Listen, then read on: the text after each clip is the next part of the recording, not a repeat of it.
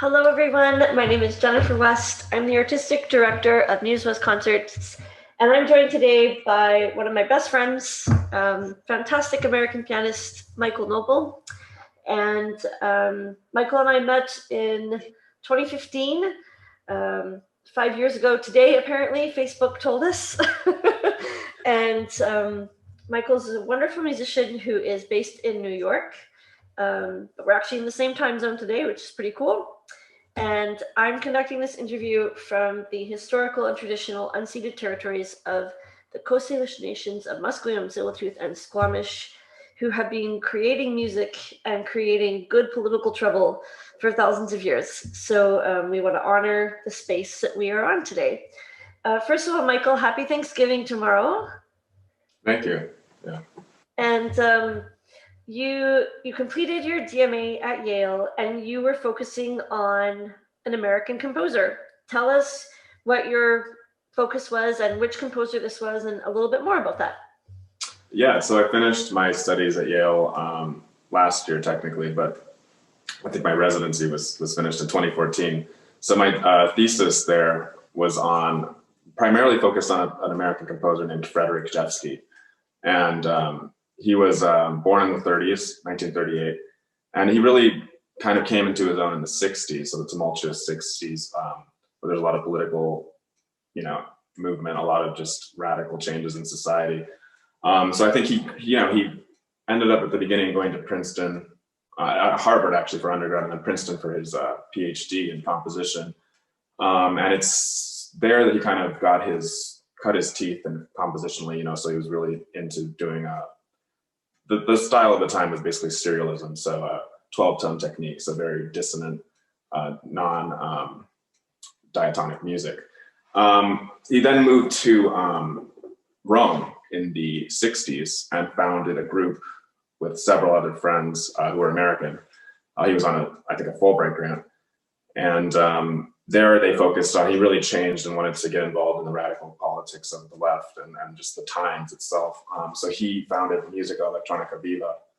And that was really based in free improvisation, really getting audiences involved in the work.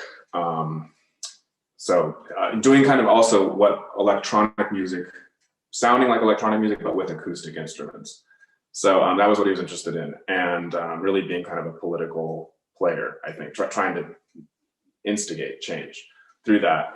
Following that, he kind of had a second phase where he moved back to New York, and the 70s saw him kind of, I think, produce his most famous works, and a lot of the things that we'll be talking about today, especially piano, because he himself is a virtuoso pianist. So there was he kind of reined it back from this, everyone needs to be playing and every music is the thing that will change the world, to a more, I guess I would say in some ways, conservative, polystylistic, concert hall oriented way of thinking and composing. And following that, so there's like a neo-romanticism to that, a very mixture of neo-romanticism, minimalism, the formalism that he grew up with, the serialism that I talked about at Harvard and Princeton. And then following that, he moved into, I'd say in the 80s, 90s, into a more, while still political, a much more kind of like detached, sort of dissonant, in a way like kind of cold style, a different sort of detachment in his later works, and that he's still composing today. But throughout his whole career, he's always been a political activist, a very leftist, socialist, Marxist person. So, who did he study with at Harvard and Princeton? He was with all the famous Pete Sessions. I forget all the Milton Babbitt. Okay. Yeah, Roger Sessions. I can't remember the. It's all the people that were at these places there. I mean, he didn't really. It's funny, he didn't take that much from them. I think he really says in some interviews that he learned more about baseball from Roger Sessions or Walter Piston than he did about composition. So, which is why he probably didn't finish his PhD at Princeton. So, it's interesting that his career has spanned so many different styles. We see different composers have different periods or styles. Beethoven has these three major styles, and We see Stravinsky go through 4 or 5 pretty distinct styles, but that's quite remarkable that almost per decade it kind of changes. Yeah. And how did this time in Rome form him? How did that have an influence on him? I think it made him, he was already political. I mean, from when he was like a boy, studying piano and from his memoirs, or not memoirs, but more like interviews and essays and things that have been compiled. His first piano teacher even talked about certain pieces being like the carpet bombing of Warsaw. You know, he was growing up in the shadow of World War II. So I think he's always kind of had that inclination to be political, and I think Rome just drew it out of him. So he was able to, okay, maybe to say now we can finally instigate change. I'm not in the like ivory tower anymore of Harvard or Princeton. Like I'm out in the world, and I have these really talented composers like Alvin Teitelbaum or Alvin Curan, Richard Teitelbaum surrounding me, and we can like create things. We have the same ideas. So I think it was just this, yeah, thinking the same things. And you know, Europe was post-war, the 60s. I mean, obviously, I wasn't there, but from what I've heard, are you sure about that? Yeah, it sounds like it was a pretty crazy time. So I think that was just the zeitgeist. So was to do that, and he was right in the center of it. So, so I think that then later, no matter what, he has a quote when he says in the 70s, like the time for great movement and change is like past us, and now it's time to kind of reflect. So that's, I think, why in his New York period he kind of reined it back a bit and kind of went back to the concert hall, back to his training. Mm-hmm. So yeah. You mentioned his music is like sort of, well, not sort of, he's a communist, so it's a bit left-wing. He's actually an avowed communist still, yeah. An avowed communist, not just kind of, he really is. Yeah. It's a real deal. So how does his music sound like the music of protest? What does left-wing music sound like? Like what intervals, what chords, what harmonies, what structure, what would that's a great question. So obviously that's intervals, chords, things like that are abstract. I mean, if there aren't words to it. So what he generally does, I mean, in the 70s especially, all of his music, but the piano music, it's based off of a lot of protest songs. So for instance, the North American ballads, those are protest songs, spirituals, those kinds of things. So Down by the Riverside is a spiritual from the American Civil War. Winnsboro Cotton Mill Blues is a protest song about working in a cotton gin in Winnsboro, South Carolina. So I think these are just, you need the context of that. And then within that, what he says about the North American ballads is he takes the tune of the protest song. So for instance, in Down by the Riverside, which begins.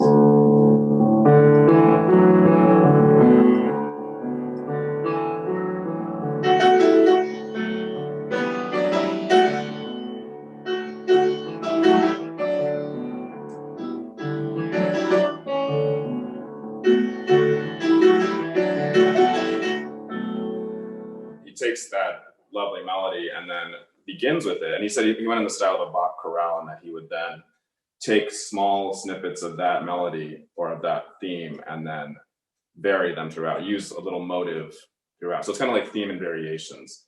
So he'll deconstruct it in this case and then come back together at the end with a giant chorale-like iteration of it. So I think that in itself, okay, he's already setting protest songs, and he's kind of just remaking them for the concert hall and remaking them for a non-vocal context. I think that's probably how he does it. The People United is another example, which is based on a Chilean protest song of the same name. The People United will never be defeated. And that refers to the coup that the CIA instigated in Chile, where they overthrew Allende, the socialist president, and put in the dictator Pinochet. So that became kind of a universal protest song. So I think in this way, he has this universality about what he's talking about, what he's setting, so that you can get that. And in fact, that's what I wrote about, is how do you write protest music? How do you, especially in the concert hall, how do you, on an instrument with which you cannot, it's not vocal. So you have to have context. Yeah. Well, and it sounds like that context is using melodies known to the people. Yes, and yeah, I think that's really the only way. I mean, I guess there could be theatrical elements as well, and there are in these pieces. Mm-hmm. But yeah, there has to be some sort of context. I think literary or protest, some sort of verbal context. That's fascinating because right now we find ourselves in a time of protest completely. We find ourselves in probably the most challenging year of history that anybody under the age of maybe 70 or 75 has lived through. And it's going to be fascinating to see what comes out of this year and how people will respond to illness, grief, and death and social unrest. And what does it sound like to protest racial injustice? And what does it sound like to protest all of these things that are bubbling in society right now? And I think that going back to the traditional melodies and texts of the people is going to still be one way that we do that. And I look forward to over the next year and a half hearing like what was created in 2020 because it hasn't come out yet. Yeah, exactly. Yeah. It's gonna be wild. My next question for you is, there's a lot of you give us some background about Jevsky and where he was in the 60s and 70s. And can you tell us, some of these words about his style? We might have some, teenagers doing some advanced music history listening in today. What is musique concrète, minimalism? What are those two terms? What do those mean? Okay, so just to give like a little background on, I think why we're bringing up those terms for those of you who maybe just joined us, or it doesn't matter because I haven't talked about those things yet. I think those things are used. Musique concrète and minimalism are utilized by Jevsky in a lot of his music. I wouldn't say all of it, that's for sure, because especially after the 70s, he's kind of polystylistic, meaning that he's taking things from different eras.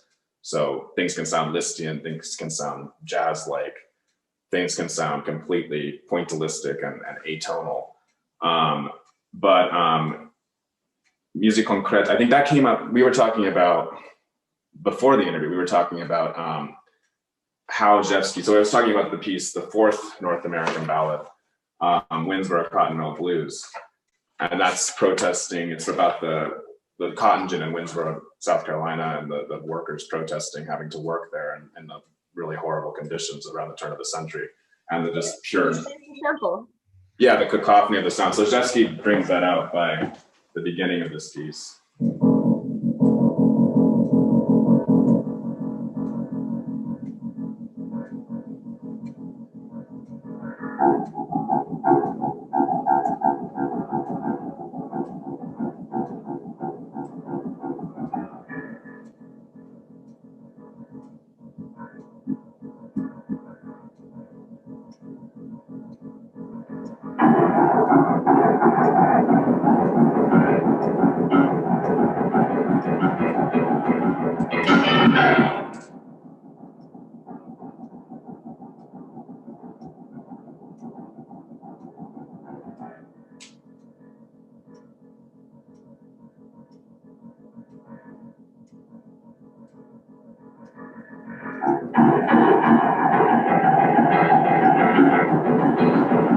So you get this kind of cacophony of the cotton gin. It goes on like that for a while, where you even start to play notes with your elbow. So let's see, I'll go from here. Yeah, I'll do this part.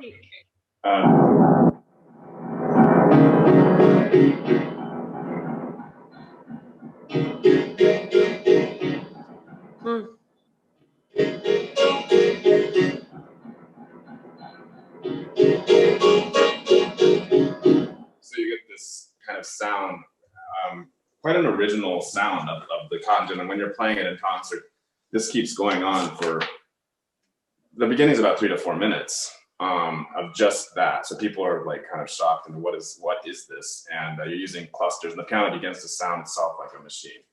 So I think that's the point. But he was based on musique concrète, going back to that. That's actually recorded sounds that started being used in the 50s and 60s that are then utilized, like raw recorded material used in a piece. So the French actually coined the term. Stockhausen uses a lot, but he also used electronische music, which is the difference is that whereas musique concrète is recorded raw sound, electronic music that the Germans did was purely electronic, created by a computer, a synthesizer. So going back to finally finishing up this thread, Rzewski's influence for this piece, I think, really was a composer named Luigi Nono in Italy in the 60s. And he was a political activist. They met, when Rzewski was in Rome in the 60s. And this piece was, he wrote a piece very similar to this first called La Fabbrica Illuminata, the Illuminated Factory. And it was about the working conditions. He denounces in that piece the working conditions of the workers in steel mills in Italy, specifically one Cornigliano, which was later demolished. But he recorded the voices of the workers. He went in there, did musique concrète, so recorded actual things, the actual factory sounds. And then with that, he put it together with a soprano singing live. So he mixed, live performance with musique concrète. And so I think Rzewski is trying to imitate that. He does it solely on the piano, but he's imitating that musique concrète, the factory recordings, with just the piano. It's a very different aesthetic than what we might be accustomed to in the sort of traditional concert program. And knowing the social and economic background to these pieces is really essential to understanding kind of the aesthetic chosen. And I can't help but think of people working for Amazon or grocery stores or delivery services right now that are putting their lives on the line by contacting so many people and being in touch with people and working at grocery stores. And yeah, definitely a parallel to today. Yeah. And I think the understanding of that makes the pieces richer if you know that that's the background. So, yeah.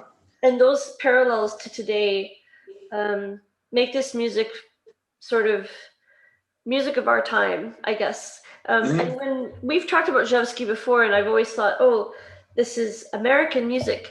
But now, I was going to ask you in this interview, what makes this music American? And I'm almost tempted to think actually, this music isn't American. It applies to workers everywhere. Am I wrong? I could be wrong. Is a universalist, I think. I mean, and these are called the North American ballads. They're not the American ballads, So he's trying to be, I think, and then, he takes a Chilean protest song, The People United. And for instance, in De Profundis, another piece for speaking pianists that I performed, he takes Oscar Wilde's last letter from prison. So, an Irish gay writer who was in prison in the UK. So, yeah, it's just all these, he's a universalist. And, having his life as himself, he still lives he moved back to Belgium in 1977. He still lives in Europe, so. Can you tell us a little bit about the collage technique that Rzewski and other composers of that era kind of use? Yeah, so I think this was sort of, collage and pastiche are two techniques. I think probably better seen in his other work, the People United Will Never Be Defeated, which is the Chilean protest song I was talking about. It's based on the Chilean protest song. It's 36 variations on that theme, and this piece is 60 minutes long. So it's his magnum opus in a lot of ways, but in other ways he has things that are bigger now. But anyway, in this piece, I think he's using the collage technique. He puts in other protest songs. We were talking about how he makes things, how is something suddenly, what would resonate as this being protest music, besides the actual theme itself, which I'll play, it'll probably be familiar to most people.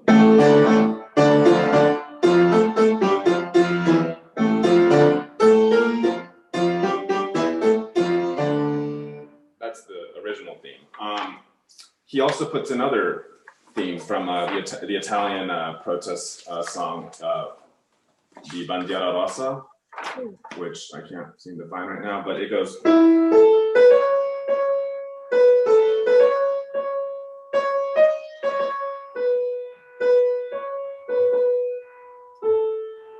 And so that is another protest song. And then he takes Hans Eisler, another political composer from the 20s, 30s, even before that, who then actually moved to America and became very famous in the States before being kicked out, basically, for being a communist sympathizer. He wrote Solidaritetslied, so solidarity song. That's also within the piece. So he just mixes these things in. The other style is pastiche. So collage is like when you're taking something actually written. Another composer who does this a lot is Schnittke. He'll take, or Beria, who takes things in Sinfonia, 1968 or 69. He takes actual things like Mahler's Second Symphony, Debussy's, I think, Prelude to the Afternoon of the Faun. He puts them right into the work and then juxtaposes them and layers them. So it's taking an actual thing. Pastiche is where you take something in the style of some composer. So if you're writing the style of Beethoven, there's another composer, George Rochberg, in the 70s, who started writing his quartets, started to sound like late Beethoven quartets, even though he's writing in the 70s. And his idiom before that was completely post-tonal, not anything like that. So Jeffsky does that a lot in variations. He'll sound like, it sounds like a jazz, something you could be improvising.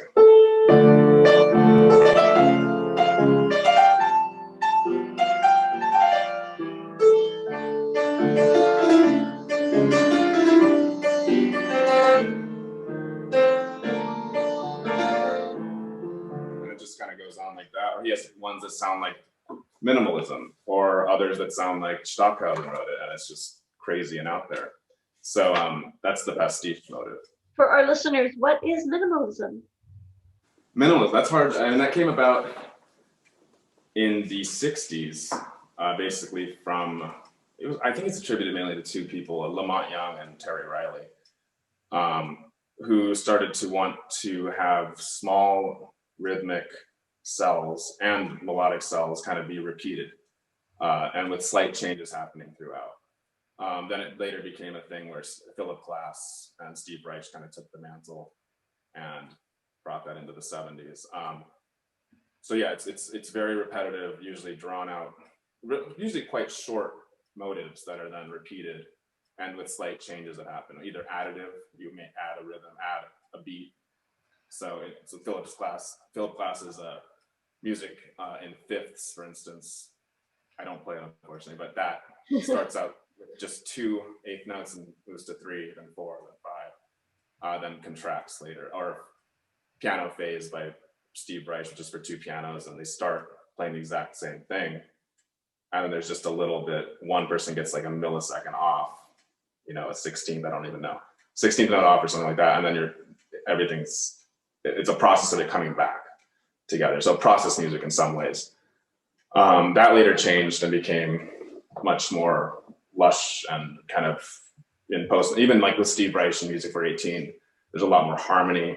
There's a lot more things that are kind of grounded in a more Western traditional style. But yeah, that's normal. It evolved. It evolved, yeah, and it changed. And then there's, now there's post-minimalism.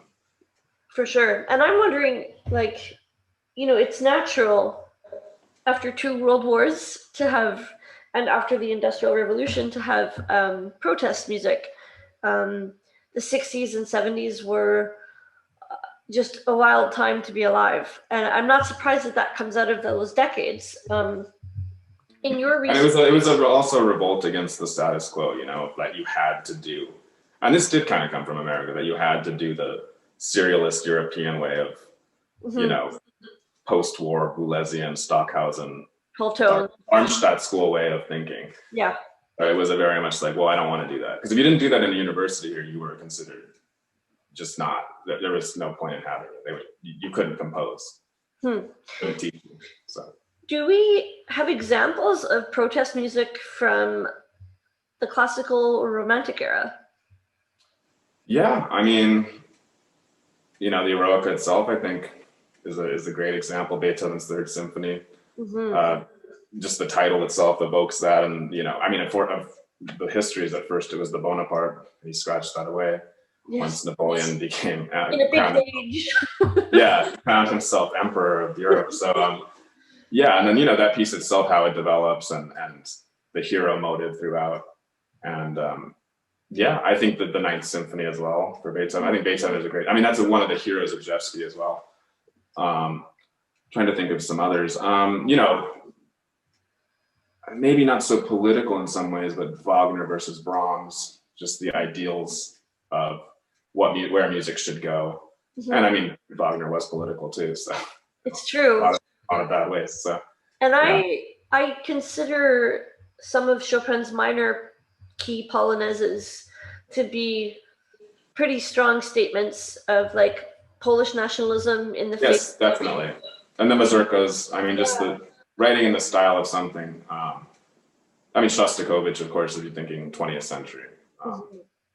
Yeah, certainly. A whole other ball of wax. That was really specific political conditions that Shostakovich was living in. And I think that it's really interesting to find out like how these people took their surroundings and put it into a soundscape, because that's what interests me, is like, if this is our soundscape and this is what we're living in, how do we translate our experience into sound, like pitch, harmony, rhythm? Like there's a phone going off in the background right now during this interview, and it's like, is that part of our modern soundscape now? And I attended a lecture recently where we talked about the soundscape of medieval music and medieval towns, and we have no idea what the world sounded like then, but we do know kind of like what the 70s sounded like. So it's interesting. I mean, cars, I mean, roads. I mean, that's why you have this whole thing, futurism, that was created, and that George Antheil is a great example of that. He has this like airplane sonata, so he's thinking of this like very the atomic age almost, it's just a different soundscape. And Jeffsky is very much a part of that. All these composers are. So they were like, well, let's strip away we've had the nuclear bomb, we've had World War II, let's strip away the like romance of all of this. Like, let's just expressivity was considered bad, And even minimalism, the beginning of it's not expressive either. In that sense, it comes from the same place, I think, that serialism came from. Post-war music. People didn't want to emote because they were afraid after all the damage that Romanticism had caused with World War I and what it led into, and later World War II. I think there was this wanting to be very aloof. And Stravinsky's a good example of that too. Yes, it's true, and it's what an opposite reaction that Ravel had to the horrors of World War I, who just wrote so beautifully, poignantly, and sorrowfully, and put everything on the. I think in some ways, I think he was very much careful as well. Yeah, I mean, I think it was very. I think when he only expressed what he needed to express, it was very still kind of, I think, aloof. Economy of expression. Yeah, that's a lot of like 20th century French music, especially. But I think. That was, What drew you to this composer? Because, when you're starting your DMA, you kind of have to pick an area to focus on. And this fantastic composer, you were drawn to him. So what was it about his music or his life that brought you to him? Yeah, well, it was actually, I think the seed was planted when I was 18. And I was a freshman at Eastman, actually. And my friend, Bobby Mitchell, who was a senior then. Yeah, Bobby's also played on Jen's series. He played the People United in Kilbourne Hall, the main hall at Eastman, for a senior recital. And it was strange because it actually lined up with, somehow, I don't know, the stars aligned, where the night before a performer played, a guest star played the Goldberg and the Diabelli variations. And then the next night was his recital, so I went to all three in like 2 days. So that was a lot of variations, and like the three most epic, I think, variation sets that there are. So I'd heard him practice in a studio class and play it in general, and so I was always, I'm like, okay, well, I want to play it, but I need to like learn all the other stuff I need to learn first, and not just jump right into Jeffsky as an 18-year-old. Although, I mean, maybe that wouldn't have been bad, but anyway, that piece. And so later, when I was at Yale thinking of the topic, I was in a class with composer Martin Bresnik. He's a great composer. He's taught some of the greatest composers of our generation and the generation before. He, it was called composition. It was called, what was it? Some compositions from the composer's perspective. And so we were looking at, we did the 20th century, and we looked at the end, kind of in the 70s. We were nearing the end of the semester. We looked at Jeffsky's fourth piano piece. He has 4 piano pieces, and the fourth one is also based on I believe, Chilean tune. I know it's a Latin American tune, protest thing. And I remembered, like, I really liked Jeffsky, and then I was like, I needed a thesis topic. I had like a month to choose one, so that's where it all kind of coalesced, and I was like, I need to write on him, and I want to play this piece, The People United. Very cool. And that piece was premiered in the 1970s. Was it Someone's here. Modern Soundscape? I know, so they've got it all over. Yeah, it was premiered in 1975. Okay. By Ursula Oppens, or 1976. Either way, it was written in 1975. Yeah. And I think it was played in 1976 because it was like the bicentennial of America or something. Yeah, so she was the first to play it, and it was dedicated to her, a great pianist in New York City, who actually doesn't live far from me now. And I've actually performed the piece for her as well. So, fantastic. yeah, it was great to get her advice on it. So. Oh, definitely. So just to kind of conclude our fantastic chat about music of our time, I know that my aesthetic tastes, well, you know this already, my aesthetic tastes they're open, but I find myself drawn to classical and romantic and impressionist music. I would say I'm more of a fan of consonance than I am of dissonance. But I'm intellectually drawn to this music because I think there's a lot that it's saying about what we live in. So what are your tips for any young musicians out there who are, they haven't quite grappled with modern contemporary piano music yet? How should they start, and what do you recommend should be their listening technique?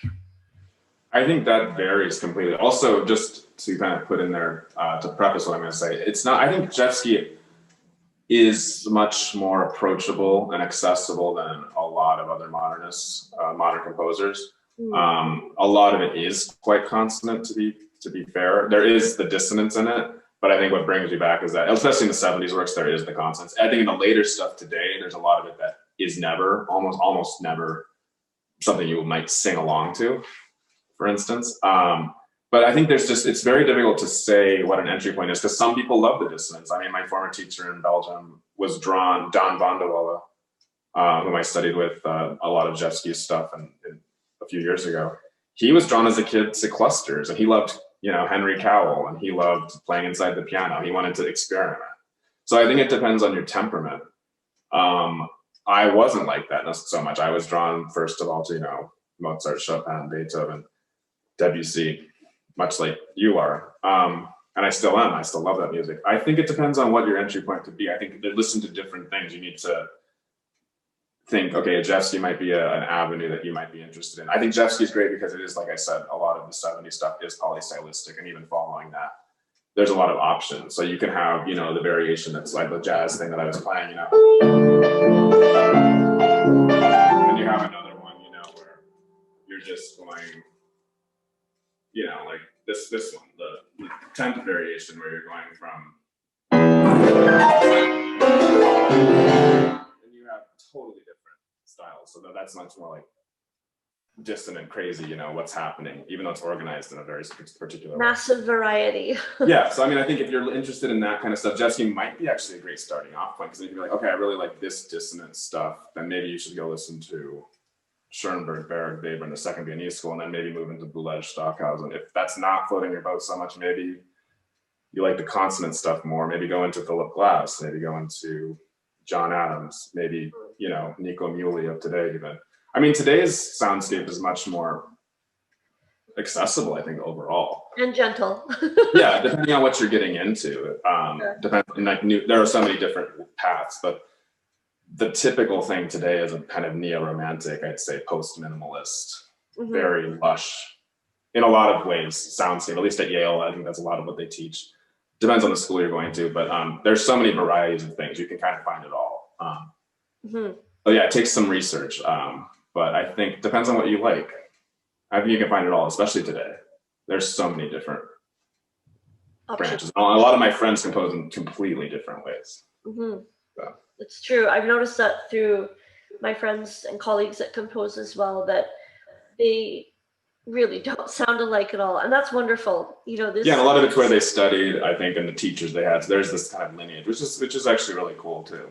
So much variety. So we're going to do a few rapid fire fun questions. First question is favorite post-concert meal. I don't know. I'm usually not that hungry afterwards. I guess maybe like a filet mignon wouldn't be bad. So. Filet mignon is not a bad idea. Yeah, I don't think I've done that, so I don't know. Next time.